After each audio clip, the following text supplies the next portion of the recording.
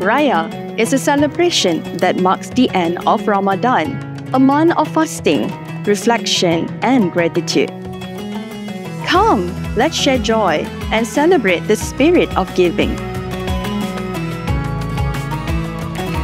Hi, I'm from Egypt, and to me, Hari Raya is about spending time with family. In Malaysia, we say Selamat Hari Raya, Maaf Zahir dan Batin, which means we seek forgiveness and wish each other well. In Somalia, we say Eid Wanaagsan, Ilaahay ha ku siiyo nabad iyo barwaaqo.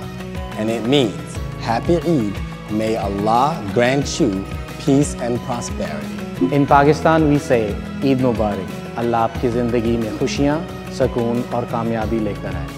Meaning, Eid Mubarak, may Allah bring happiness, peace and success into your life. Even though I'm not Muslim, I still love learning about different culture and celebrating with my friends.